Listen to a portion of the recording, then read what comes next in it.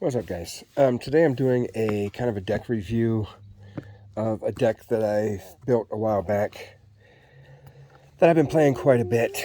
Reki, The History of Kamigawa. He's a simple 3-drop for a 1/2 legendary human shaman. Whenever I play a legendary spell, I draw a card. So basically I get him out early, get the card draw from playing legendary creatures, legendary artifacts, legendary enchantments, and then when I get to a certain point, I attack with him. Hopefully somebody kills him, or I sacrifice him for whatever. But he's the big guy. So I'm running Snowlands. It's a mono green deck. I'm running Snowlands. I think I have 23 of those in there.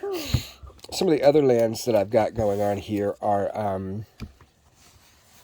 Nesting Grounds. Move a counter from target permanent you control to another target permanent. I run this because I do have, let's see here, so Doubling Season. So I have a counter on a guy, I move it to this guy. Basically, when it goes from him to the next guy, it doubles because of Doubling Season. It also doubles because of my Vorniclix in here. So that's kind of cool. So that's kind of why I put that in there. Castle Grinberg, Garenberg. It is really good because I'm running mono green, so I tap 4 and him, and I add 6 green to play creatures, which is pretty easy for me. Mosswort Bridge has Hideaway. Look at the top 4 cards, exile 1, and then when I have power 10 or greater, I can tap 1 and this and play the exiled card without paying its mana cost. Maze of Ith, untap target attacking creature, prevent all damage that would be dealt. This is a good backup for if I don't notice that they have a Death Touch creature or something like that. Or if somebody's attacking me with something that I don't have a blocker for, like a flyer or something mean.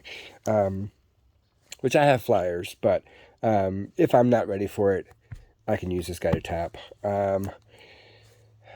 Orin Reef the Vast Wood enters battlefield tapped, unfortunately. But add 1 green mana, or at the end of my stuff, I tap it and put a 1/1 counter on each creature that entered the battlefield this turn, which would, in fact, work on the Doubling Season, as well as the Vorniclix. Nope, not that one. Not that one. I thought I had the other crazy thing in here, but I guess I don't. So, that's that. And then moving on to the next one, I've got a Reliquary Tower, no maximum hand size, which is good when I'm drawing all these cards. And then Nykthos, Shrine to Nyx. Pay 2, tap this one, choose a color, green. Add to your mana equal to my devotion to that color, which by the time I'm playing this guy, my devotion is, 10 to 15, 20, depending on where I'm at in the game. So that could be pretty good. Some of the artifacts I'm running, a lot of legendaries. If I'd gain life, I gain twice the life. If I draw a card, except for my first draw card, I draw 2 cards instead. So a little bit extra card draw. This guy I'm testing out right now, sacrifice an artifact, add 2 mana to your mana pool. One of the reasons for this guy is for Old Gnawbone.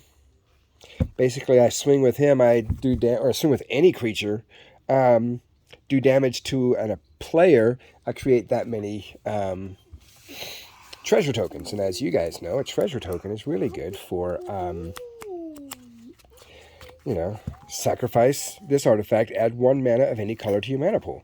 So this is pretty good for, boom, there's a green, but instead of 1 green, I can tap for 2, I can sacrifice it for 2 colorless, which, I do 4 damage to somebody, then I can sacrifice 2 of them for 2 green, and then the other 2 for 4 regular, and I can drop, something bigger, something that's 2, that's 3, that's 3, that's 1, I mean, 4 and 2.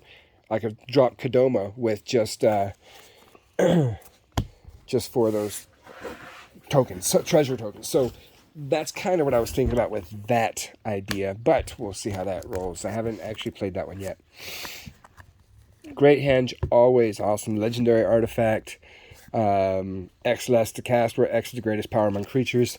And then I tap him, I get 2 green mana, and I gain 2 life. Pretty easy. Whenever a creature enters the battlefield under my control, I put a 1/1 counter on it, and I draw a card. Hopefully I'll have one or a couple of my things out. That's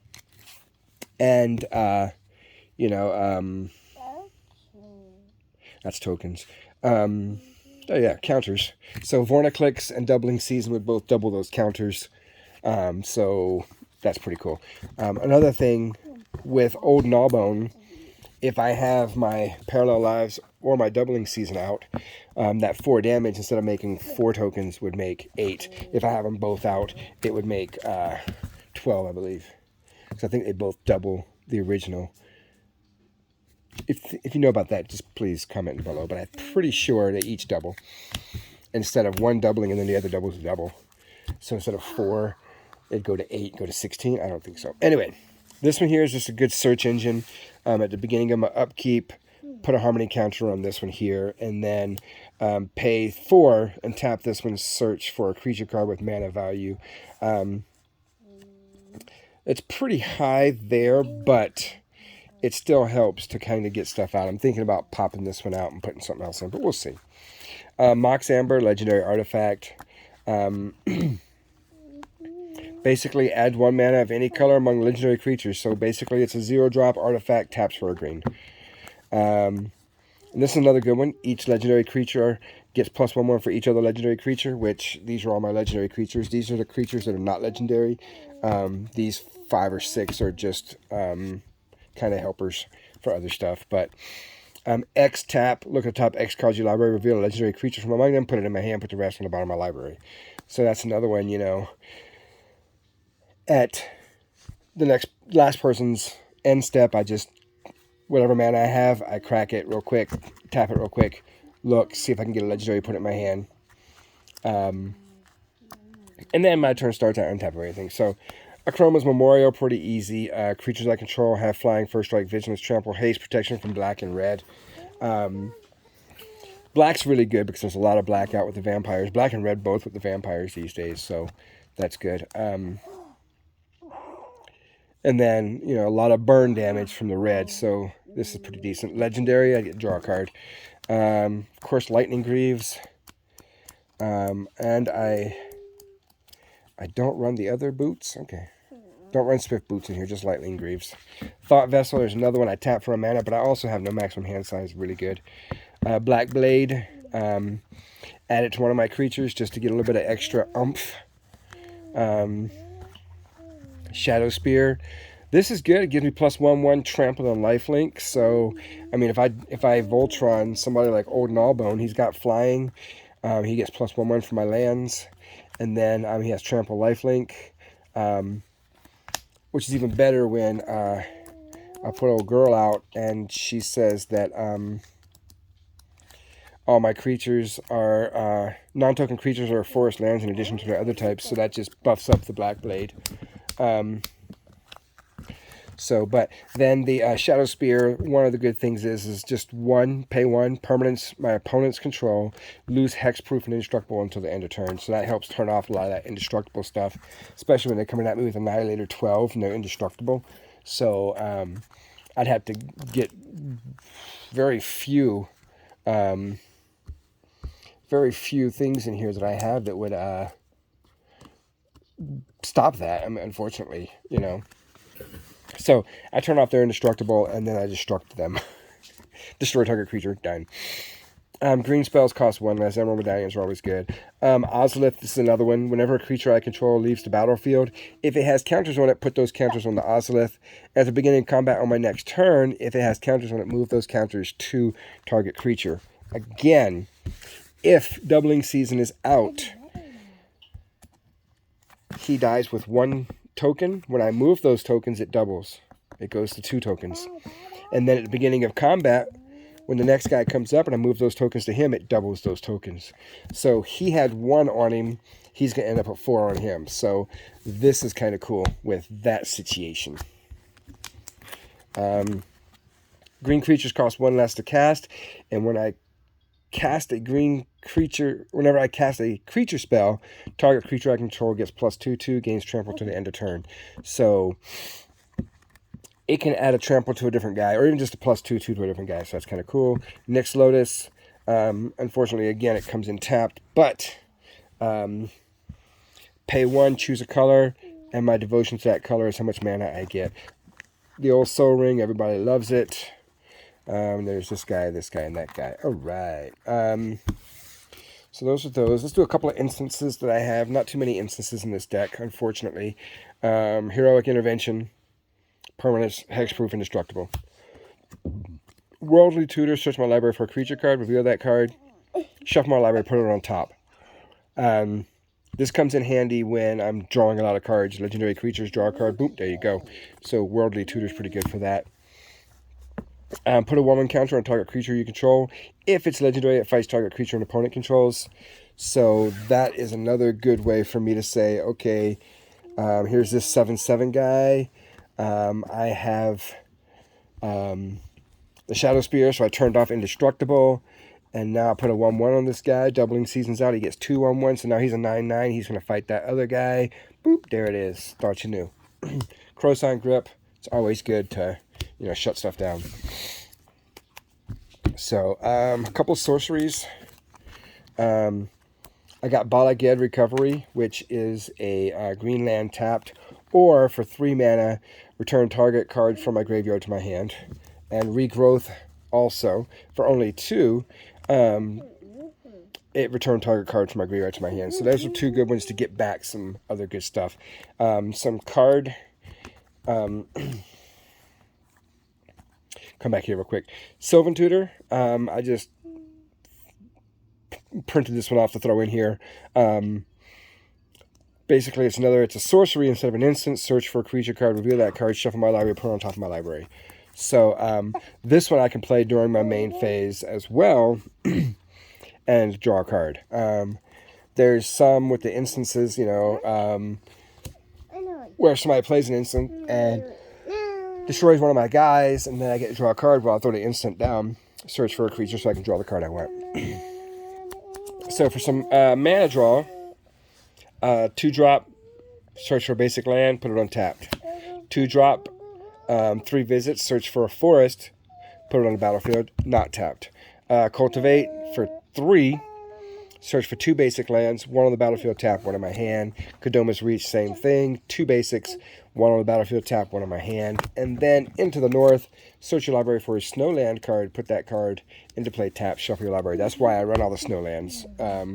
Besides the fact that they look cool. They really look cool. But, that's that. And the last guy here is Legendary Sorcery. It is Kamal's Druid Vow. You can play a Legendary Sorcery only if you control a legendary creature or planeswalker, which is not hard to do in this deck. Look at the top X cards, which is X green green. Look at the top X cards of your library. You may put any number of land and or legendary permanent cards with converted mana cost X or less from among them onto the battlefield. The rest into your graveyard. So this is a good mid-game card. I throw it down.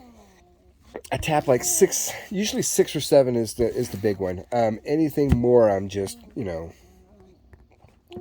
being mean. So, I mean, I could, use that thing, kill 10 treasures, get 20 mana, and then it's 22 green.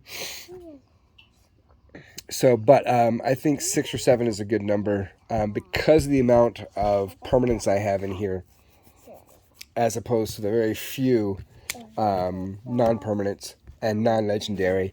It turns out to be a pretty good card. So, let's do a few enchantments before we get into the creatures. Growing Rites of Iltamok. Itlamok. Sorry. Pretty awesome. It's a 3-drop. Reveal, let me see here. Enters the battlefield, look at the top 4 cards in my library, reveal a creature card from among them, put it in my hand, put the rest on the bottom of your library in any order. At the beginning of your end step, if you control 4 or more creatures, transform. So you play this one, after you've got a few creatures on the board, because as soon as you transform it, add green to your mana pool for each creature you control. So that gets to be pretty mean. And then it's not legendary. I got a couple of enchantments that are not legendary, just because they're awesome. But this one here, attacking creatures I control have death touch. That's pretty cool. And then for 2 mana and tap them, it's put a 1/1 counter on target creature, or bow does 2 damage to target creature with flying, or I gain 3 life, or put up to 4 target cards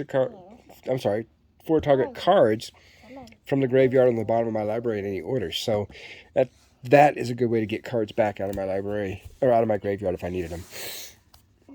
Creatures I control can't be targets of spells or abilities my opponents control. And then for just 2 mana, I can regenerate target creatures, so that's pretty good. Unnatural Growth is another one of those nice werewolf cards coming out of those werewolf sets recently. At the beginning of each combat, double the power and toughness of each creature you control until the end of turn. So I'll basically, on everybody's combat, my guys double. So that's awesome. Parallel Lives, doubling season. Parallel Lives, if an effect would put 1 or more tokens on the battlefield, it puts twice that many. That's pretty simple. Doubling season, the same thing with the tokens. If an effect would put tokens, right? Double that many. If an effect would place 1 or more counters on a permanent I control, twice that many instead. So doubling season does counters and tokens. Parallel Lives just does tokens. So a couple of Planeswalkers. I've got Nissa. Nissa for her ability, basically. Static ability is whenever I tap a forest for mana, add an additional green. That's just for my forest. That's not for all of my artifacts, enchantments, stuff like that. But it's still pretty good.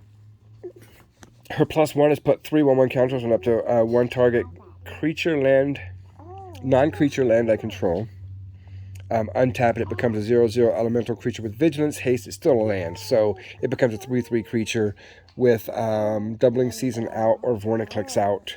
It would be a 6/6 or even a 9/9. Wait a minute, 3 6 doubles 12/12. I don't know, 18 35. Yeah, 3 6 or 12.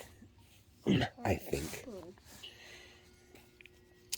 The -8, you get an emblem with lands you control have indestructible, and then search your library for any number of forest cards, put one to the battlefield tapped, shuffle my library. So when he comes out with Vorniclix out, she's already a 10, and I can -8 right away. So yeah, I've done that a couple times. People don't like it. Nissa Vastwood Seer, she's a 3-drop. You would want to play her before playing your land for turn, because basically you play her, you search your library for a basic forest card, reveal that card, put it in your hand, shuffle your library, and then play it. When a land enters the battlefield under your control, if you have 7 or more lands, exile Nissa and return her to the battlefield under her owner's control. There she goes. Reveal the top card of your library. If it's a land card, put it on the battlefield. Otherwise, put it in your hand. So a card draw once per turn. -2, put a legendary 4/4 green elemental creature token named Ashaya, the Awoken World, onto the battlefield. There you go, Ashaya. Token, legendary creature. Unfortunately, you can't do that over and over because she's legendary. So you can't have multiples of that. But, it's still, throw it on there, block with it, attack with it, whatever. She dies, make another one. -7, untap up to 6 target lands. They become 6/6 elemental creatures. They're still lands. So that's pretty harsh down there in the bottom. But I like just the +1 card draw. Pretty good for her. So, some regular guys. Well, he's legendary, so there you go. Some regular guys. Augur of Autumn. Look at the top card of my library anytime. Play lands from the top of my library. Convoke. As long as I control 3 or more creatures with different power types, or power amounts, you may cast creature spells from the top of your library. You still got to pay the mana cost, but it's still like an extra card in your hand. Untaps all permanents I control during each player's untap step. So I can attack straight out and then untap for the next person's upkeep. It's pretty cool. Whenever another creature enters the battlefield or comes into play, I gain 1 life. So if you've got a token generator over there making 1/1 warriors, I get 1 life for each of those warriors. And then this one here, add an amount of mana to your mana pool equal to your devotion to green. I've got a lot of mana dork type creatures and stuff like that in this deck, so it comes out pretty cool. And they build up really quick. So one of my things is to try to build up some of these guys here, but we'll see here. Other tapped creatures you control have Death Touch. Basically, guys that I tap to attack with, they have Death Touch. Other untapped creatures I control have Hexproof, so that's good. And then for 1, and then tap this, untap another target creature or land I control. So that kind of helps me to be able to trigger something twice, like, I mean, even like this dude here, you know, tap for a whole bunch of mana. If I need more, I use that last mana, tap this guy, untap this guy, tap for a whole lot more mana. So that's cool. We already saw Old Gnawbone. He is a 7-drop, but he's a 7/7 flying, and he gives me those treasure tokens. Ronus, the Indominable. Can't dominate him. Death Touch, Indestructible. He can't attack or block unless I control another creature with power 4 or greater, which is not hard to do in this deck. And then for a 3, another target creature gets +2/0 and gains trample until the end of turn. So that helps, you know. Vorniclick's Voice of Hunger. Whenever I tap a land for mana, I add 1 mana to my mana pool of any type it produced. So I basically get double mana drops with this. Whenever an opponent taps a land for mana, it does not untap during its controller's next untap step. So with this guy out, you kind of got to pick and choose what you want to tap for mana because it won't be untapping. This guy, he is another 8-drop, which I'll show you. I can get a lot of these out pretty easily with a different card back here, but we'll see that one in a little bit. Let me come back closer. You guys can't see that far away. Sorry. Kamal Heart of Krosa.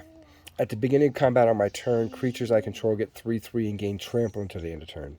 So that's pretty good, just at the beginning of combat. So he's out, everybody gets +3/3. For 2, until the end of turn, target land becomes a 1/1 elemental creature with vigilance, indestructible, and haste. It's still a land. So I can even take one of the lands that Nissa made. It does not say non-land permanent or non-creature land. It just says until the end of turn, target land you control becomes a 1/1. I guess it would take off the... No, it puts 3 1/1 counters on it. So it would be a 1/1. So that becomes a 4/4 vigilance, indestructible, haste. So that's kind of cool. All right. So she's in here mainly for the legendary draw. She has reach. And then whenever an opponent casts an instant or sorcery spell, I create a 1/2 green spider creature token with reach. So basically this creates those flyer pawns. Basically just start smacking or stopping their flyers unless they got trampled, and I got to figure that out. But and then with other stuff, you know, they have hexproof and I can make them indestructible and stuff like that. But yep, okay, so as long as my devotion to green is less than 5, she isn't a creature. Indestructible. Other creatures I control have trample, which helps with getting some extra damage going through and making them treasure tokens. For 4, target creature gets 2/2 until the end of turn. So the Keen-Eyed, same one, but we got Keen-Eyed and regular eyes. And then I think I have another one in here somewhere. Oh, that's not Ellen. Nope, that's somebody else. That's somebody else. Okay, cool. So as long as my devotion to green is less than 5, she's not a creature. Creature spells cost 1 less to cast. So I've got a few different ones that make my creatures 1 less to cast, 2 less to cast, stuff like that. For 3 mana, reveal the top card of my library. If it's a creature, I can put it in my hand. If not, I can put it in my library if I choose to. If not, then, All right, so this one's good. She got reach. Whenever another permanent enters the battlefield under my control, if it wasn't put onto the battlefield with this ability, I may put the permanent card with equal or lesser value, equal or lesser converted mana cost from my hand onto the battlefield. So again, coming back up here, you know, 8-drop.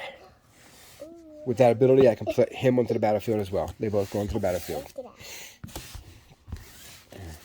So that helps me get those big guys out quicker. I pay for one, get the other one out. Creature spells with power 4 or greater cost 2 less to cast. So this guy, power 4 or greater, would cost 2 less to cast. If he's out, he would actually be 3 colorless less to cast. If the medallion's out, Emerald Medallion's out, it would be even less to cast. So basically he would be like a 4-drop, 3-drop. And then because his converted mana cost is actually 8 for 3 mana, I can actually put him out as well. It works. Also, whenever he attacks, each creature I control power 4 or greater gets 1/1, gains trample to the end of turn. So one guy gives him 3/3, he gives him 1/1. This one here, Glissa Sun Seeker, she has first strike. I destroy target artifact if its converted mana cost is equal to the amount of mana in my mana pool. So, one of the first things I do is I look around, I see what's on the board. I tap 4 mana, tap her, I destroy target artifact with mana, converted mana cost 4, right? But that mana doesn't go away, and then, you know, she's tapped, that gets destroyed, and then now I have 4 mana to cast somebody else. Pretty mean. I can untap her and do it again with the other guy that untaps. So, Renta, called to the hunt. Power is equal to my devotion to green. Each other creature I control enters the battlefield with an additional 1/1 counter on it. Pretty simple, pretty easy, but it does those 1/1 counters. They can be doubled and doubled again. Again, we saw Shaya's power and toughness are equal to the number of lands I control, and non-token creatures are forests in addition to their other types. Yorvo, this guy builds up fast. He enters the battlefield with 4 1/1 counters on him. Whenever another green creature enters the battlefield under my control, I put a 1/1 counter on him. If that creature's power is greater than his, I put another 1/1 counter on him. So basically, he's on the battlefield, he drops, he gets 4 1/1 counters. I drop him. So yeah, he's on the battlefield with 4. I drop him. He gets a 1/1 counter. His power is 10 because of all my lands. Then I put another 1/1 on him. So he goes 4, 5, 6, like that. Vorniclix, doubling season, stuff like that. Even higher, faster. God Eternal Ronus. When God Eternal Ronus enters the battlefield, double the power of each other creature I control until the end of turn, and they gain vigilance. When he dies, he goes number 3, third from the top on my library, so that's cool. With this one out, I can cast creatures as though they had flash, so that's kind of cool. Legendary creature. I don't lose unspent green mana as steps and phases end, and gets 1/1 for each unspent green mana. So this one makes it where I should tap my mana before combat, gives him a high power, then attack with him. Then spend that mana. He is a 4-drop for a 7/7. He is an artifact creature. He has trample. He enters battlefield tapped and does not untap during my untap step. But whenever I cast a historic spell, artifacts, legendaries, and sagas are historic, he untaps. So it's pretty cool. He's on the battlefield tapped. I play him. He untaps.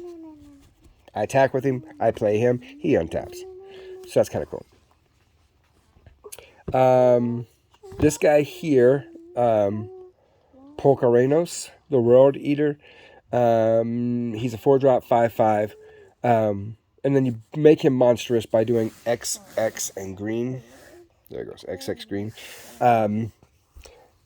If you have doubling season, Vorniclix, whoever out, you do XX as 10/10. So you're going to put 10/10. You're going to put 10 counters from somebody, but then whoever you put those, let me see here. He becomes monster. He deals X damage divided as you choose him at any number of target creatures, but they deal damage back to him. So if I put those 10 1/1 counters on him with Vorniclix or doubling season, those 10 become 20. So that way the damage I do does not kill this guy. So that's kind of cool. Cat Lady. When I draw my second card each turn, I create a cat. No problem. And then pay 6 until the end of turn. Creatures I control have base power and toughness XX, where X is the number of cards in my hand. So if I can get those hand size unlimiters out, I can start having a bigger hand size and do more damage with her. This one basically is power and toughness equals the number of lands I control. Pretty simple. It's a 7-drop, but it has trample, so that's kind of cool. King Kong, the giant ape, the titan ape, Kogla. Enters the battlefield and fights target creature I don't control. So I just kind of knock out some of the smaller ones somewhere. Whenever he attacks, destroy target artifact or enchantment. Defending player controls. And then pay 2, return target human I control to its owner's hand. He gains indestructible to the end of turn. So, you know, he's out. I've been drawing a lot of cards. You know, I can even pop Reki back into my hand. He's a human shaman, so not too bad. Flying. It is a 6-drop for a 5/5. When he is put into the graveyard from play, distribute 5 1/1 counters among any number of targets. Those 5 become 10 with Vorniclex. Those 5 become 20 with, you know, so, or 15, I don't know, 5, 10, 5, 10, 20. Yeah, it's 20. It doubles twice. All right, so she gets plus 1/1 for each land I control and each land card in my graveyard. And for 2 mana, return 2 lands I control to their owner's hand. Return this one from my graveyard to my hand. So when she dies, I can just start over with that one. This guy's pretty decent. Put target creature card from my graveyard on top of my library. Activate this ability only during my turn and only before attackers are declared. Azusa, play 2 additional lands on my turn. So she's out. I'm drawing them extra cards. I'm getting those extra lands, playing them down. Questing Beast. Everybody loves a questing beast. Vigilance, Death Touch, Haste. Can't be blocked by creatures power 2 or less, so it can't be little chump blockers. It has to be better chump blockers. Combat damage that be dealt by creatures I control can't be prevented. And then whenever Questing Beast deals damage to an opponent, it deals that much damage to target Planeswalker that player controls. Not too shabby there. And then here's my big Vorniclex, Monstrous Raider. Trample and Haste. If I put 1 or more counters on permanent or player, put that many of each of those counters on permanent or player instead. And if an opponent would put 1 or more counters on permanent or player, they put half that many of those kinds of counters on that permanent and player instead, rounded down. So you want to put 3 on me, half of 3 is 1.5, rounded down is only 1. So that's the deck. If you guys have any ideas, any thoughts as to what to throw in here or what to take out of here, let me know.